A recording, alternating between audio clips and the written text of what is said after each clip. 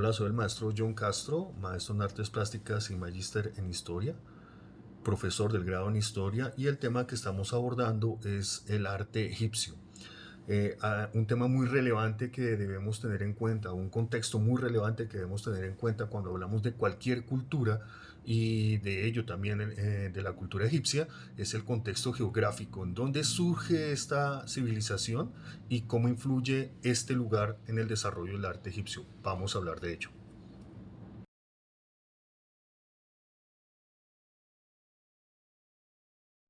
Si revisamos, por ejemplo, cómo surge la civilización china en Asia, rodeada de montañas, ríos y bosques, y su fauna muy particular, como serían los animales como el panda gigante, el tigre siberiano, y vemos cómo se representan y cómo influyen estos animales o estos personajes dentro de su cultura y dentro de su mitología, entendemos también que son muy distintos al egipcio. De igual manera, si hablamos por ejemplo, de América y nos vamos a la cultura azteca mesoamericana, vamos a encontrar que sus representaciones o su mitología rodeada de volcanes, selvas y una fauna que incluye jaguares, serpientes y aves, a pesar de que también encontráramos similares en otras regiones del mundo, su asimilación o su interpretación con relación al arte, sus esculturas y su vinculación mitológica son también muy distintas. Si vamos, por ejemplo, a hablar de los incas, en Sudamérica vamos a encontrar que es una zona montañosa con altiplanos donde los animales como la alpaca o la vicuña van a también a desenvolverse como personajes muy particulares dentro de la narrativa y dentro del desarrollo de las obras de arte locales. Si hablamos, por ejemplo, de los celtas, la geografía que se caracteriza por colinas y bosques y una fauna donde encontramos jabalíes y ciervos, son representados también dentro de su arte y forman parte de su mitología de una forma muy interesante. Entonces, culturas como estas, incluyendo la de Mesopotamia, donde el río Tigris y el Éufrates confluyen y generan un lugar muy especial para el desarrollo de su civilización, animales como los leones, los toros y las serpientes van a entrar a ser parte de su arte y su mitología.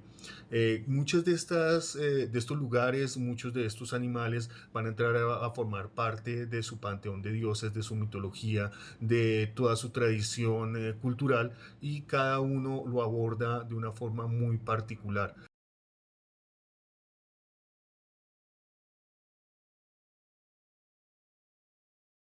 Aún en escenarios similares como sería Mesopotamia y el mismo Egipto, donde se encuentran ríos rodeados de grandes extensiones desérticas, las culturas se desarrollan de manera muy distinta.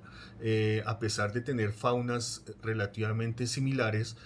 a pesar de tener este entorno, como lo describimos, desértico, las culturas que surgen de allí en relación a su arte también, cómo se identifican artísticamente, son también muy particulares. Entonces encontramos, por ejemplo, en Egipto, que como lo comentamos, es un territorio árido, desértico. Los materiales con los que podía trabajar el artista eran la piedra caliza y la madera. Además, obviamente, de la presencia del mismo río y lo que le permitiera este desarrollar, sobre todo en cuestión de temas como la vida alrededor del río, la pesca, la navegación y la agricultura, también la observación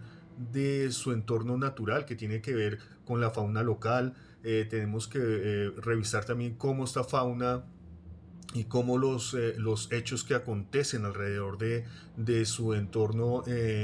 diario generan esta elaborada mitología, y cómo estos distintos personajes animales y vegetales van a entrar poco a poco dentro del arte o a partir del arte o influenciado a partir de la religión también a formar parte de toda la identidad con la que reconocemos al arte egipcio. El escarabajo, por ejemplo, la serpiente, el halcón, el león, son animales que son fácilmente reconocibles dentro de la estética y la forma de representar muy particular del arte egipcio. En conclusión, lo que vemos y lo que observamos es que el arte egipcio, como una de las culturas más reconocidas y distintivas de la antigüedad,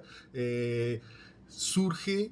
gracias a ciertas condiciones geográficas que, como lo comentábamos desde un comienzo en esta comparativa,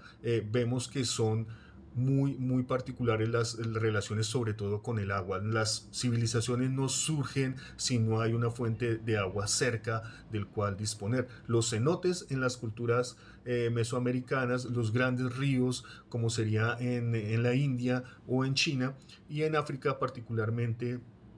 lo encontramos con el río Nilo. Y la geografía y la fauna desempeñan entonces un detonante muy importante para el desarrollo y el surgimiento de una cultura, en este caso de la egipcia.